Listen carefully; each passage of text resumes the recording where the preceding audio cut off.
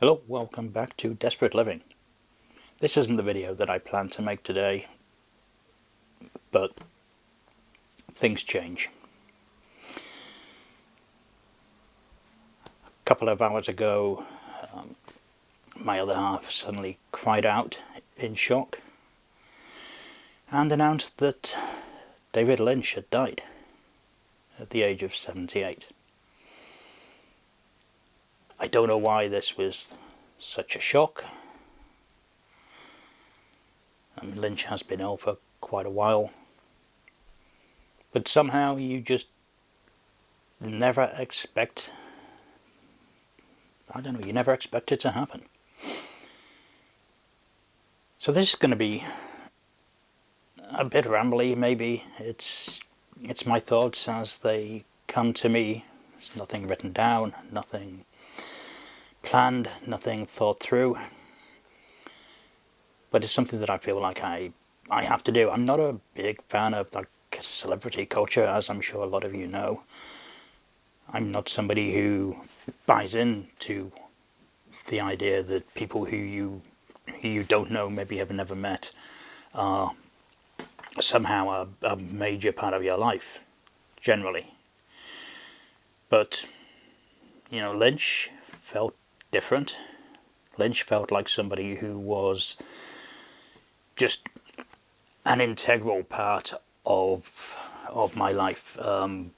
Not as a friend, obviously, not as a family member, but as a creative person whose work I've loved since I was in my teens. Since first seeing Eraserhead on a summer afternoon on VHS and being scared shitless by it. Not perhaps because of anything in the movie, but just because of the atmosphere, the sound. I don't generally find horror movies scary. Didn't find them scary when I was younger, but Eraserhead just it hits you on a primal level. Lynch was a genius, and I don't use that term lightly. I think anybody who tries to dismiss his work, I know some mundane people will constantly say that he's pretentious, he's overly arty, he's whatever. But that's nonsense. As I hope you know. I mean, you're watching this now. I'm guessing you're not watching it because you hated the man. But yeah, genius seems the only great way to describe him. He's somebody who just went his own way, and that could go in various directions. It could take you from Twin Peaks to Mulholland Drive to The Straight Story to On the Air. You can't really define Lynch's work as easily as people like to think they can. He did a lot of interesting stuff. He could be mainstream-ish if he wanted to.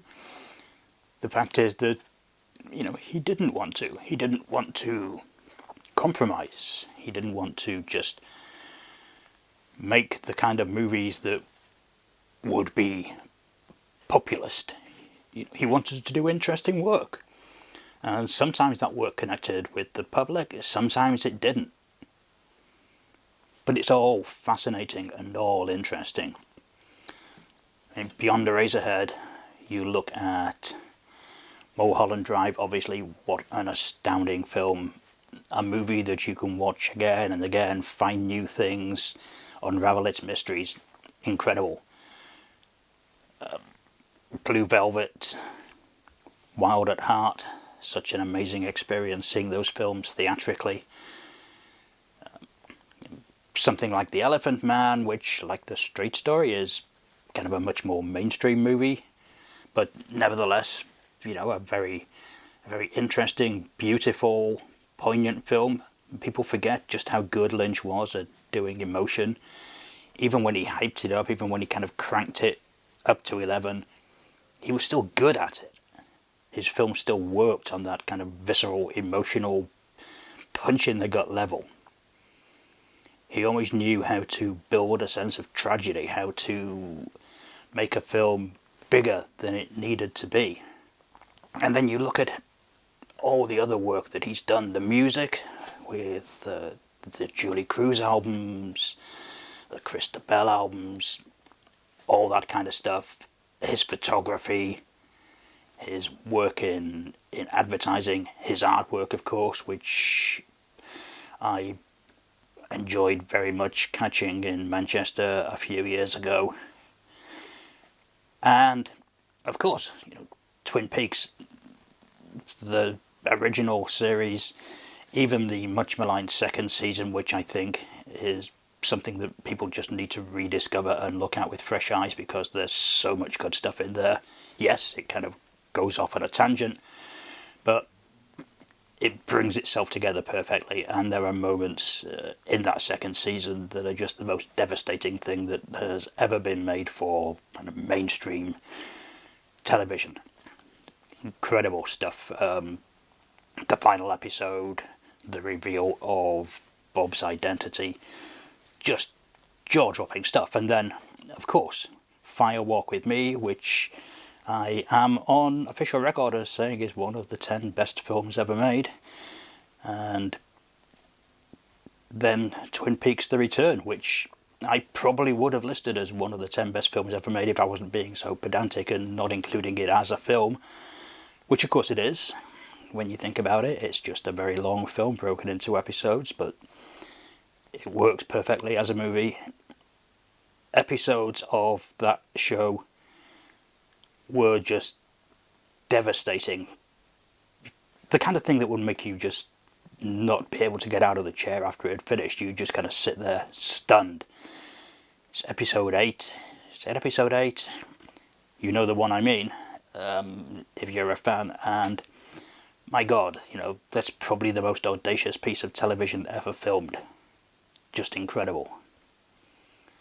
And so daring. I mean, to do that, and to do that kind of mid-season where you could just easily lose the entire audience. But people stuck with it because they knew that this wasn't just a TV show. This was an artistic statement. This was myth building on a grand scale. What a show. I think a lot of us had been holding out hope that there might be another return. I guess we're not going to get that now. I hope we're not going to get that now. I mean,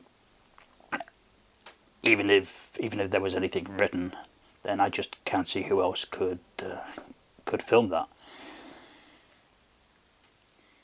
As an individual, Lynch was just so fascinating, humorous, single-minded, sometimes arrogant, but always somebody who you felt was genuinely doing the thing that he believed in, not something that he was doing just to make money, just to be popular. There's a brilliant BBC TV show, I think it's an episode of Arena, where he goes through a collection of surrealist films. I mean, when I first saw this, a lot of that stuff was still very hard to see, and this was such an amazing primer to all that kind of work. His kind of autobiography that is on the shelf behind me here is an essential read for anybody interested in films, and really brilliantly put together. A kind of mix of third-person biography and Lynch's own thoughts. So unique in itself, and just a brilliant piece of writing.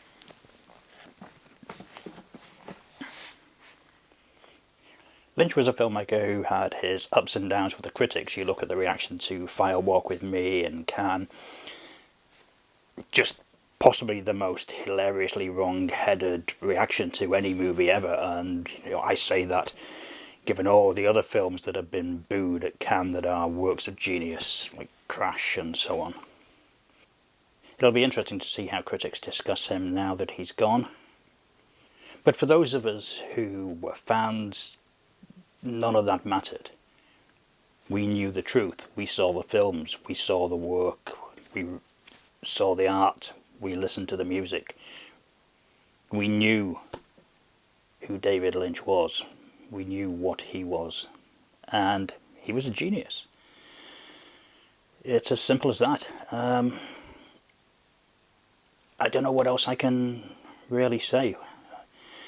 I feel like I want to dig further into Lynch's work at some later point. This really isn't the time to do all that. But certainly going through the books, the records, whatever, for another day, maybe. For now, I just tip my hat, as it were, to the great man. I hope that he had a peaceful passing, and I know that he had a